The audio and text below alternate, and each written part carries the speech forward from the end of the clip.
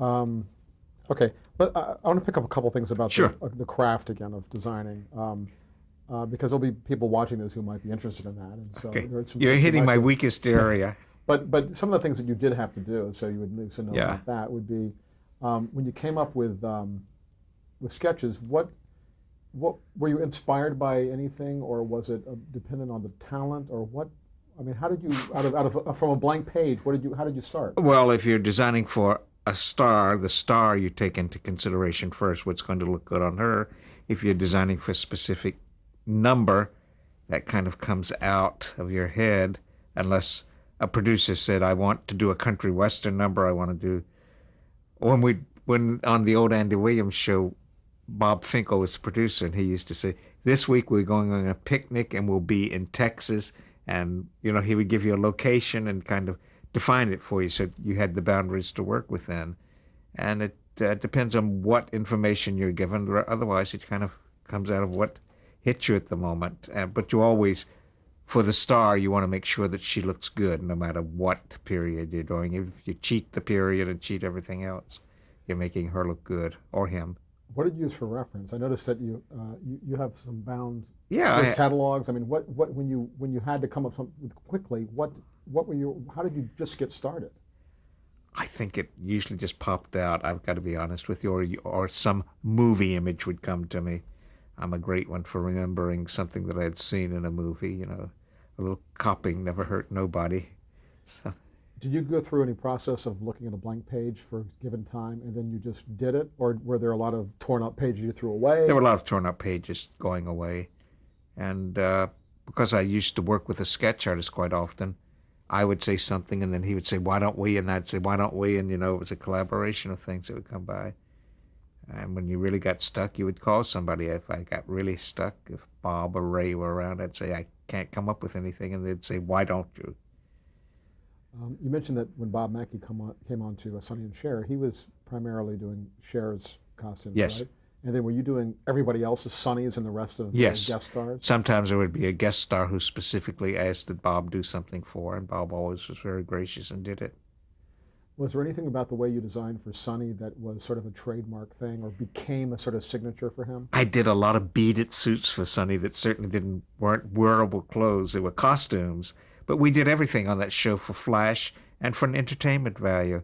And if Bob did a red beaded gown for Cher, quite often, if Sonny was working with Cher, I would do a red beaded suit for Sonny. We did a lot of twin looks, and they had nothing to do with fashion. They had nothing to do with wearability. It was just an amusement that the two of us came up with to do, or we would do a theme. If she had kind of an Egyptian outfit, I would do something kind of Egyptian inspired for Sunny. When was the first time that both Sonny and Cher actually saw the costume for the first time before they put it on? In the fitting, Cher would come to Elizabeth Courtney's, which was on Melrose at the time, on Tuesday night. Theoretically, she would come at 7, but she was usually later because she would get distracted on the way over and have to shop at some store that she passed by. And that was the first time she saw anything. And and the years that we were doing it, I don't remember more than twice that she would turn to Bob and say, I don't like this, and he would change it. But usually whatever it was, she went along with. And Sonny, only once, and that was when we came back to do Sonny and Cher together again, that he said I had made him look like a buffoon and he didn't want to wear it. Other than that, he never questioned what I put him in.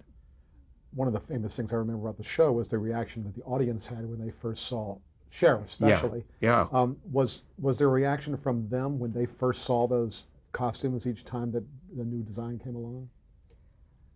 Cher was always excited about what Bob had done for her, and she would always say, "Oh, this is amazing! Oh, I can't believe you came up with this, Sonny. We just put him on and did it." He was pretty good about it all, because I did make him look kind of ridiculous at times in what I put him in. But he loved the really funny.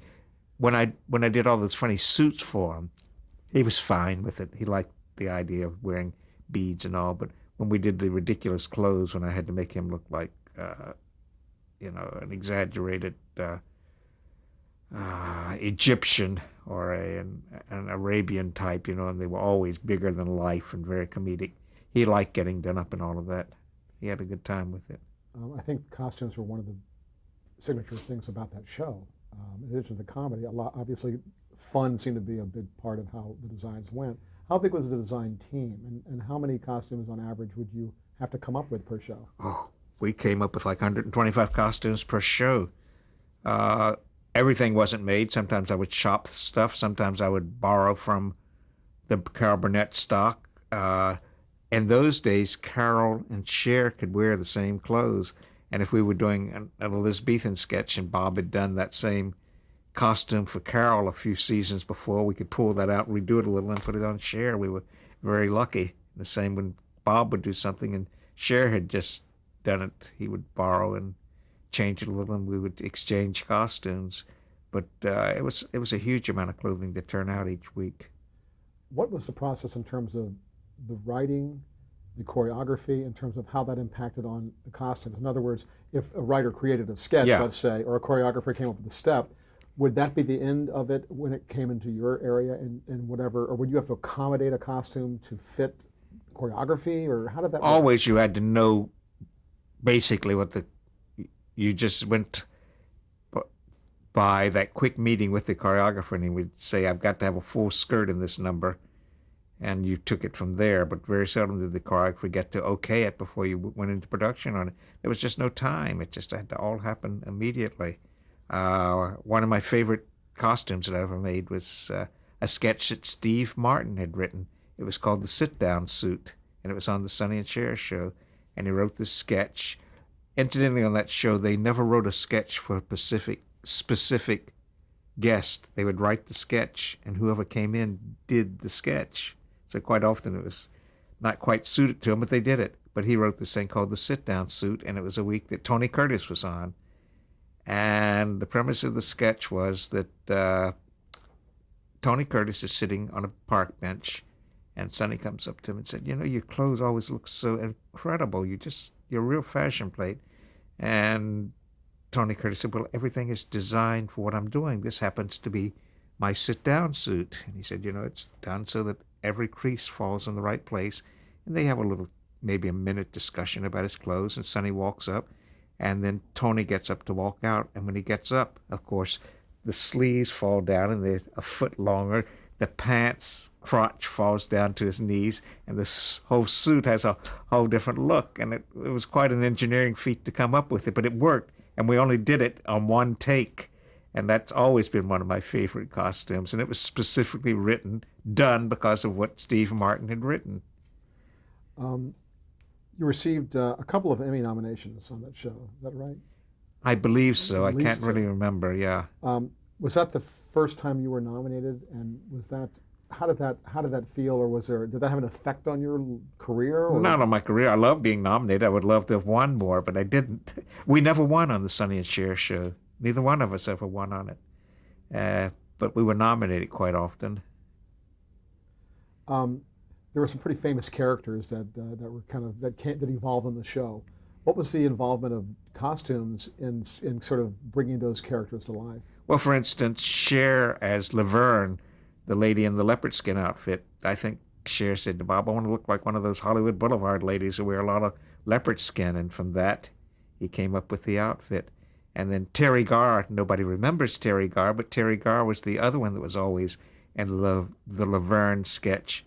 And for some reason, I decided that she was always going to have her hair in curlers and wear this same little pink mini dress week after week after week. And that's what she did. Every week we did it. Did people write in, or did you see letters that people wrote in about costumes? 'Cause I'm sure they must have written in about that kind of thing. I don't remember too many on the Sonny and Cher show. I'm sure they did. I only remember a letter that was written to Andy Williams that he showed me that said, Dear Mr. Williams, you should speak to your tailor. Sometimes he makes you look short. It must have gone over well. What about the reaction to from the critics to Sonny and Cher when it first? Oh, I think it was critically. It was received with a great deal of enthusiasm in the beginning. I mean, it was new and fresh and irreverent. Everything about it was good. I don't remember as we went along. I'm sure the critiques changed, but in the beginning, it was a wild show. When the Sonny and Cher show, that first one, finally ended, you worked on both of their solo shows? I was one of the few people who went from Sonny and Cher to Sonny to Cher to Sonny and Cher together again. I went all the way through the entire Chronicles. And that also went through their divorce and split Yes, and everything else, yeah, and they got yeah, back professionally. yeah. What was that like? It was heartrending. I loved both of them, and I really couldn't believe that it was happening to them. It was, I lived in a fairy tale world too. I wanted them to stay together always, no matter what. So I found the breakup very emotional. I loved them both, and I just hated to see them going through it, and it was not an easy time for them. We were doing a show, and Sonny was dressed as Popeye, and Cher was Olive Oyl, and they got into a huge discussion about who was going to take Chastity that weekend, and it was also ridiculous because it was a stop, and they didn't realize they still had the mics on. Here were these two people dressed up as Popeye and Olive Oyl discussing their child, who's going to take the child for the weekend. It was a little surreal. I'm just thinking, that sounds like the word for it. Did you happen to see the famous reunion on Letterman years later when they got back together and sang I Got You? I did. What was that like for you? It seemed like it was cathartic for a lot of people. Yeah, it was very touching. It really was. I kind of had heard Cher so much say how she really felt. We were stuck at NBC one night taping a Richard Pryor show, I think it was, and we were stuck in the dressing room because of a little commotion going on stage. And I remember Cher saying to me, "No matter what, I will always love him." And that always stuck with me. And they went through their problems and everything, but I do basically believe that she always was in love with him. Yeah, I agree. Guest stars that came on the various versions of the shows. Any memories of specific guests that you had to create? Yes, I have a great memory of Gene Stapleton. I was at this Tuesday night fitting, and Gene Stapleton was to bring in her own outfit to be introduced in, and my assistant, Norman Salling, called me and he said, "I have Gene Stapleton's outfit here. Would you like to know what it looks like?" And I said, "Sure." And Norman was always a great comic, always putting me on. He said, "Well, it's a pair of pink hot pants with a little short blouse and a pair of high silver boots." And I remember screaming, "Oh, Norman, can't you ever be serious?" And I slammed the phone down on him. And then when I finished fitting Cher, I ran over to CBS, and there hanging on the door was this outfit, just as he described it, that Gene Stapleton from All in the Family had brought in to wear for her introduction. And I had to delicately try to explain to Jean that I didn't think it was quite appropriate. And she said, "Well, I want to change my image when I come onto a show like this." And I said, "Nevertheless, I think pink hot pants and high silver boots may be going a little too far." But she was very gracious, and we ended up doing a gown for her. Was there a meeting or a production meeting at the beginning of the different versions after the three shows that followed Sonny and Cher, where it was decided, we're going to continue like we did in the past, or we're going to change the image of either Sonny or Cher, or was it? I can't really remember. I don't think there was ever any mention of great change. I think they basically wanted to try to regain the chemistry, which they never did once Sonny and Cher ended. I thought some of the Sonny shows weren't that bad. We did practically the Sonny and Cher show. It was just a different lady that came in each week to play Cher. Instead of Cher, we had, I don't even remember the guest stars, but it was basically the Sonny and Cher show we were doing. The Cher show, they did come up with different sketches for to do and all. And then when we got together again for Sonny and Cher together again, there was no chemistry left. And no matter what the writers would try to write, it just didn't work because they did not react to each other the same way. Do you recall any favorite costume from that time that you might have been involved in designing? I can't. I mean, I loved designing for Chastity. I always got to make a little dress for Chastity. I did get a few letters about how I dressed Chastity, that I made her too adult, because I always did a small version of Cher or Sonny. Quite often, Chastity loved to dress up in Sonny's suits. If I had a plaid suit on Sonny, sometimes I would make a little plaid suit for Chastity, and I would get letters that maybe I had made her not look like a little child anymore, that I had made her a little too adult. But she loved getting dressed up in those clothes. She had a good time doing it. she would always get a little camera shy just before she went on, but Sonny was able to joke with her, and then she would went on, and she would be cute and adorable, as we all remember. Yeah, I kind of remember the matching outfits. And Yeah. all that. Let's talk about Donnie and Marie. Yeah. How did that start off for you, and what was your role with that show? Well, I met Donnie and Marie. I did my first costume. Oh, this is such an old, tired story. I did my first costume for Marie Osmond when she was 3 years old. We were doing the Andy Williams show, and Andy had spotted Marie in the makeup room, actually, where she used to sit in the corner watching by the hour. She was fascinated by what was going on. And he asked if the family, if Marie couldn't come on the show and do a little waltz number with her. And Andy said to me, Andy's the one who told me, he said, I wanted to have on a Ginger Rogers dress. So I did a little turquoise dress with ostrich, with some kind of feathers on it, little Ginger Rogers dress. And she came on and she did a little dance number with Andy. And that was my first meeting with Marie. Donnie, I just met in the course. We started the Andy Williams show with the 4 older brothers. And suddenly there was Donnie, and I started making clothes for Donnie. And he was a member of the group then. And we've just been friends forever. And when they started the Donnie and Marie Osmond show, I think we were still doing Sonny and Cher. So the first season we did not do Donnie and Marie. And then they asked Bob to design for Marie because she was going to turn 18. And they wanted the whole look for her. And then Bob asked if I would do the rest of the show. He would do Marie, and that's how we started doing it. Something occurred to me. You had said that you kind of almost fell into this as a career. Yeah. Like you thought about it or dreamed about it. But you won several Emmys. You did you did a lot of costumes that were noticed. I mean, people remember those shows, and a lot of it has to do with the costumes. How do you account for being so good at it? I can't say that I'm that good at it. I just had I guess I had a natural instinct for it, and I had a lot of help along the way. But I certainly wish I'd had a better technical knowledge before I started designing. I wish I had gone to school to be a designer. I wish I had learned to sketch. I wish a lot of things, but I didn't, and I just forged my way ahead. I had a great work ethic. I must be honest about that. I did enjoy working. I liked to work. I liked to work to get the job done. Hours never meant anything for me. You just started and you stopped when it was finished, and that's how I really made my way. The fact that I had a good work ethic, I think that was the key to my whole career, more than talent.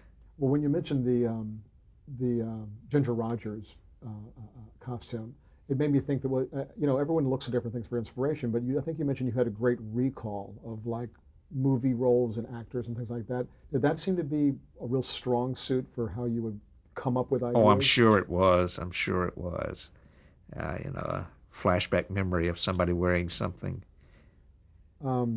Also, before we get into more of Donnie Marie, could you just, for the record, you recalled who was the first to kind of spot Sonny and Cher? Oh yeah, I did a show last year, the year before, with for CBS called 50th Anniversary, and Merv Griffin came on the show, and I had known Merv forever because on Sonny and Cher, I had done a bird costume of some kind. Oh, Jonathan Living Seagull was Jonathan Livingston Seagull. What was it? Something about seagull anyway. I did a seagull costume for Merv that he had to wear on the show, and he was not too happy to wear it, but he was gracious about it. Anyway, when he came on to do that 50th anniversary show, I said, you may remember me, and I brought up the costume. He said, I'll never forget it. And we started talking about Sonny and Cher, and he told me that he was the one who spotted them and brought them to the attention of CBS when their career had waned and they were doing nightclub acts, and he's the one who brought them to CBS. And I think Cher confirmed that he was the one who had pushed them. So when you worked on the Andy Williams show, you met Donnie and Marie as children. Yes. And Marie was the whole family. A toddler. So how did that evolve into when they became, teenagers, adults, young adults, to have their own show that you worked for them? I mean, obviously they remembered you. Well, the boys worked on Andy for quite a number of years, and I did their clothes. Then they went out on concert tours, and I did their clothes for quite a long time. And then another designer by the name of Bill Ballou, who used to do Elvis's clothes, took over because they wanted to have more of an Elvis look. but I always remained friends with the family. I was always called Brother Turner. I was part of the family, which was a great honor. And Marie and I just had an affinity for each other, and we were more than just a working relationship. We were true friends and still are. We did a show in Hawaii, a Perry Como special, November the 4th, 1985. And Marie and I went out to dinner one night, and when they brought the desserts, we said, leave the tray, and we consumed, each of us consumed maybe 10 chocolate desserts. And we made a bet the next day, since we were both a little ill, that we would go a year without chocolate. The one that lost had to pay the other one $300. To this day, I still do not eat chocolate. So that's our relationship. It's not like she had to pay up. She paid all. She sent me a little note that a chocolate soda attacked her. That's great. Well, Donnie Marie was another hit. It was well received. Yeah. Now, on the first season, Bob Mackie was involved. Is that right? Yeah, we didn't do the first season of the show. We came in on the second season of the show. First season, Bob did Marie's clothes, and then he went on to something else, and he said he really didn't have time to do it, and I took over doing her clothes and the rest of the show. Again, was it similar in the operation of Sonny and Cher for that, or was it a completely different story? Donnie and Marie was a carbon copy of the Sonny and Cher show as far as format went, but it was basically the same variety format. But they did a lot more immature jokes and things on the Donnie and Marie show. We did, balloon drops, and we did pies in the face, and we did any shtick that had ever been around. How involved was the Osmond family in the show? The family was very watchful. I had a few discussions with Mother Osmond, who I've known forever, and when she objected to certain things I was doing, Ruth Buzzy I had done a costume for with, I think Mrs. Osmond referred to me as extension. I had done a very exaggerated bust line, and I had to quickly change it as Mrs. Osmond found it offensive, and I would argue, but I usually gave in and did whatever they wanted because it was their show, and if I felt strongly about it, I would make my case, but in the end, I always did whatever they felt was in the best interest of the show and the best interest of their image. Were the Crofts involved in this show? No, the Crofts did the first season. Okay. Let's see, it was Art Fisher and Ray Katz, I think, with the producers when I went in. How do you think early success affected Donnie and Marie? Oh, I don't know how it affected them, but man, were they workaholics. They knew no other life than work, work, work. And when we used to do those sketches, if we did a sketch, a takeoff on an old movie, Jeanette MacDonald and Nelson Eddy, quite often Marie had never seen the movie. Neither one of them had seen the movies. But both of them would say, bring us in pictures if you can so we can see what they look like, and Marie would say, tell me about them, and I would try to tell them as much as I knew about them because they really didn't have that. They had never gone to the movies. All they did all their lives was work, so you had to kind of bring them up to speed, but they plowed in and did it with a little help. As workaholics, though, how were they to work with? I mean, obviously you had a relationship with them, but in terms of with the rest of the crew and cast, were they so cooperative, so giving? Besides doing the show, they then Donnie in particular would go home and edit the sound and work all night on the sound and everything. I mean, I don't know how they got it done. They never did anything except that show. It was their life, and if they weren't on the show, they were out touring. The first week that I went to Utah, when we moved the show to Utah, we did locations for opening numbers, and we finished on a Saturday, and we'd all worked out in the desert for long, long hours and were exhausted. And I said to Marie, well, at least you'll get to sleep tomorrow. And she said, oh, no, it's my turn to clean the bus. And I said, what do you mean? She said, well, it was a family-owned bus. She said, we take turns on who cleans the bus, and tomorrow's my turn to work to clean the bus. I said, okay, whatever works for you. But they did everything. Doesn't sound like the kind of thing you'd expect No. the star would have to do. No. Father Osmond was notorious for turning out lights. You had to be very careful when you're in the men's room because he would run, he would walk through. Anybody in there? And suddenly the lights would go off before you could scream out, "George, I'm in here." Well, that's interesting. Were there other kind of regulars on Donnie and Marie as it evolved, performers or Yeah, recurring guests? I can't remember the regulars. Paul Lynde, of course, was a regular, and I don't remember the other comics on it. I'm sorry, I don't. But Paul, I had worked with Paul on his own show. I did a lot of Paul Lynde specials. Another gentleman that everybody said is so difficult, and he couldn't have been more terrific to work with. Paul also knew I had a little bug about acting, and in every special that I ever did with Paul, he made sure that there was a small role for me to do. At one show, I remember playing Cloris Leachman's husband in a sketch, and the very top of the sketch, I was poisoned and had to end up with my face in a bowl of soup, which I spent the rest of the sketch like that. But at least I was on camera. That's great. Were you with Donnie and Marie through the entire run after you joined in the second season? I was fired from the very end of the show. We had a money dispute, and I unfortunately said to Father Osmond one day, "I don't mind working hard, but I don't want to die in Utah." And he did not take kindly to my remark. And I was released from contract for the last 5 shows. How did that affect your relationship with Donnie and Marie personally? It did not at all. Marie, as a matter of fact, refused to wear the clothes the new designer was doing and wore all of my clothes or something that I would send her up to wear from that point on. I mean, we remained friends no matter what. It was a bad move on my part. I shouldn't have made the comment, but it was one of those moments, and Father Osmond did not take well to it. It's the kind of thing you kind of wish you could catch the words as they Yes, right but after they leave. it sounded good when I was saying it, but it was not the right moment for it. But talk about loyalty. That's really a great thing about Marie. But and then when they did the talk show, I was an advisor on the talk show. I did not do the costumes, but every week Marie had it in her contract that I would come out for the fittings and would advise and say yes and no. It was a lovely job. I loved doing that. Mama's Family, I know, kind of was born on the Carol Burnett show. Yes. As a sketch.